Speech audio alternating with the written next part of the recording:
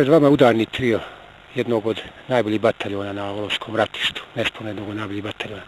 Ovdje je gospodin Snajd Bolić, komandant bataljona, Kemo Brkić, zamjenik komandanta i pomoćnik komandanta za moral, IPD i vjerska pitanja, i Mirče Ismet, pomoćnik komandanta za pozadnju.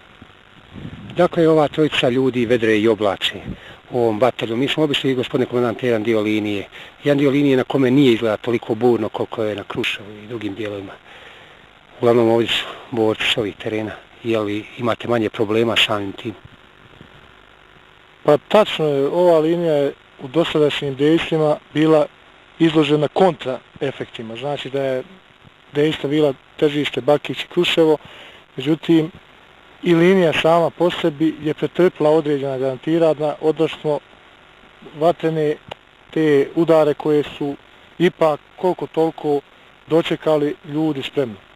Nemam ja problema što se tiče tih ljudi, bez obzira što su domaći, međutim onaj sistem odbrana sela je jedino njima u interesu i na ovom ratištu vlada, pa prema tome vidite sami da nije baš sve u redu. Niste razmišljali o razmišljaju ovi ljudi na neke druge dijelove linije, zato nema velikog povoda ni razloga? Pa nema potrebe za tim, bez obzira na koje ratište se oni upućuju, oni će opet biti borci i odrađuju svoj dio posla. Ali moram uvijek voditi na ono ekonomski dio te strane, tog rata, pa što je bliže liniji, savjesniji. Prvi je dan jesen 93. Možete nam ukratko reći koliko agresor poštuje najnovije primjere, ima li dejstava duž linije? Vi ste skoro obišli sigurno liniju, stalno ste tamo. Pa od zadnjeg potpisivanja primjera u Sarajevu, odnosno u Ženevi ili tam na tom brodu već u Jadranskom moru, neprijatelj svakodnevno to koristi da bi provocirao, odnosno da bi prekršio to što je dogovorio. Nema ni jednog dana u mjesecu, sedmici ili kako hoćete da ne koristi svoje ubitačno oružje sa platoa Nišiške visoravni, odnosno Krajišića i tamo dalje redom do Brda, Trecelja. Sad vas pitao nešto vezano i za ambijent u kome vodimo razgovor. Ovdje su vaši najbliži saradnici. Jeste vi birali saradnike? U svakom slučaju, ja kad sam postavljen za komandanta drugog bataljona, ja sam isključivo tražio da ljude sa kojima ću raditi postavljam i biram sam. I nikome to neću dozvoliti da mi nametne svoje ljude da radim sa ljudima. Ja to odrađujem savjesno, pošteno i mislim da do sad nisam imao nikakvih problema. Bez obzira, vidite, nas je trojica, komanda bataljona treba da broji najmanje 8 do 9 ljudi, odnosno 5-6 pomoćnika, to je sve sadržano u trojici ljudi. Ako smo mi godinu i pol dana uspjeli da ipak pokažemo neke rezultate, u stvari o rezultatima nek neko drugi kaže, bez ikakvih problema visokim oficirima prve Volovske brigade, znači da nismo iznevjerili postavljanje, samim tim što smo postavljeni. Ja sam još samo na kraju da vas pitam, primijetio da nikad sa saradnicima na terenu ne dogovarate posao. Znači li to da je posao nekad davno dobro podijeljen i da nema između vas nikakvih razmirica i razmimoilaženja? Pa u pravu ste, nema dogovaranja na terenu jer taj borac mora da shvati da smo mi jedna cjelina. Mi se dogovaramo navečer, izutra u toku hoda na liniji, pošto smo svaki dan u nekakvim obavezama malo težim, komplikovanijim, jer vrijeme ipak učinilo svoje. Kemo Brkić, zamjenik komandanta i pomoćnik komandanta za IPD, vjerska pitanja i moral, također ovdje od prvog dana i sa gospodinom komandantom je sigurno u žiži svi ovih zbivanja na ovom teškom dijelu Volovskog ratišta. Kemo, kako ti je ova minula godina protekla? Je li brzo ili je trajala više nego što kalendarski izgleda? Pa godina je prošla relativno brzo. Brzo iz razloga zato što se puno hoda, puno se radi, aktivno se radi. Jer nekad sa gospodinom komandantom kad hodamo, ne možemo da dođemo sebi kako nam dan brzo prođe. Sedmica, mjesec ne govori. A često ste na liniji? Pa nije često na liniji smo non stop. Ne kažem namjerno često, jer ja sam od mnogih boraca praveć nenamjerne, da tako kažem, ankete na selu tokom odmora čuo zaista samo riječi hvale za ono što vi odrađujete, za vaše prisustvo među borcima.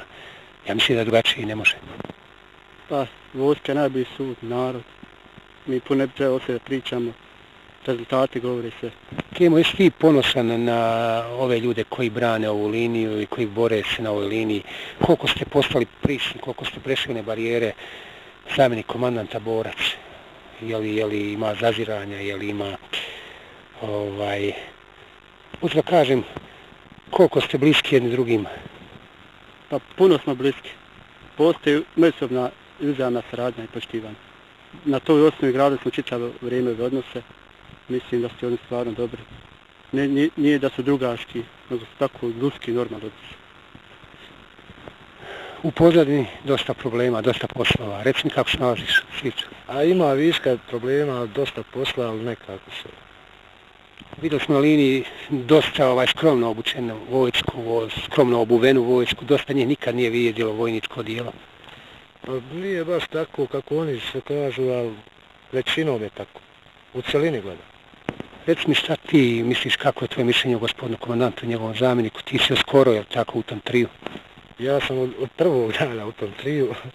Ali na ovoj funkciji također. Na ovoj funkciji također, od samog osnivanja 68. odreda, bivši 68. kasnije prerastao u drugi bataljon. Pa, nema šta da kažem posebno. Funkcionišete ko areta švajcarska? Radi. Svaka čast. Gospodine komandante, morali bi ipak naći vremena i za još jedno pitanje. Ovdje u zoni vaše odgovornosti ratuju i štabovi, borci štabova Skolac, Ilijaš, Hampijesak, čak ima i momaka iz Rogaci. Riječ je dakle o jednom složenom vojničkom kolektivu. Recite mi, nakon godine i više dana ratovanja, vidim vas, često se družite, zajedno ste, je li zaista to funkcioniše? Pa jeste, u pravu ste, na ovom ratištu, odnosno zoni odgovornosti drugog bataljona, jedinice su rame uz rame, Sokolac, Olovo, Ilijaš, Hampijesak, Rogaca, Vlasanica i svi oni pojedinci koji su izbjegli sa okupiranih teritorija. Mislim da tim ljudima ja kao komandant odajem priznanje u svakom pogledu. I borcima, odnosno komandnom kadu tih boraca. Mislim da nismo imali problema i da samo zajednički, rame uz rame, možemo ostvariti cilj. Ja kao borac, odnosno kao starješina vojnik, shvatam i znam da se jedino sa puškom u ruci može neprijatelj pobijeti, a nikako za zelenim stolom. I to je motiv više za mene, za moje saradnike, da istrajemo u toj borbi. Jer mi nemamo druge države, rezervne nemamo, kako nam kažu da imamo Tursku ili Albaniju, ne znam koju sve. To ne prihvatamo, naša je domovina jedina, Bosna i Hercegovina, i to cjelovita i suverena. Ko hoće da živi sa muslimanima, nek živi, ko neće, nek idi. A mi nemamo kud. Da se vratimo sad još ovdje na teren, odavde se dobro vidi vaša linija. Recite mi sad pokrivanjem Crne rijeke. Linija je dobila na dužini, koliko sad markirate prostora? Pa formiranjem združenog odreda Ravne Crna rijeka, mi smo se uvezali samo fizički, ali ja sam isto dobio na tom nekakvom uvezivanju iz razloga toga što sam produžio liniju za 5-6 km, od dosadašnjih 20, sad još na 25 km. Mislim da je to jedna teritorija koju bi u svakom pogledu vojnički morala da pokrivaju dvije brigade, a ne jedan bataljon koji broji 800 ljudi. I ne znam stvarno da li je komanda razmišljala o takvim teritorijalnim ustupcima ili povezivanjem linije vezano isključivo za popunu. Znate i sami, a i vidjeli ste da sam vrlo slabo opremljen materijalno-tehničkim sredstvima, naoružanjem, opremom i ostalim pratećim elementima borbe. Ali šta je tu, jer nemamo mi drugog izbora. Da imamo državu, imali bi i logistiku jako, ali pošto se borimo za državu, znači da će logistika doći vremena. Hvala gospodine komandante, da još s Kemom završimo razgovor. Kemo, pred nama je druga ratna zima. Reci mi, bojiš se ti tog vremena koje dolazi i ako se bojiš, zašto se bojiš? Pa normalno se moramo bojati. Kao što je Pozinac rekao, slabo smo učeni. Druga zima, vjerovatno će donijeti neko iskustvo malo bolje, da se bolje snađemo, bolje utvrdimo, opremimo i tako.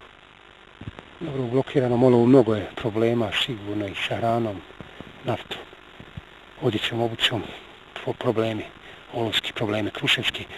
Još samo da pitam gospodina Siću, šta lično očekuje, da li očekuje zaista rasplet ove krize sad ovim finišom ženevskih pregovora? Ma ništa posebno. Nama ostaje romani.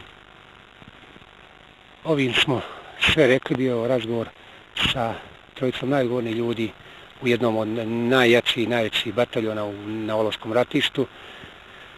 Šta drugo reći na kraju, osim da smo zaista impresionirani onim što smo vidjeli i čuli i poželje svima nama da čim prije doguramo nekako do slobode.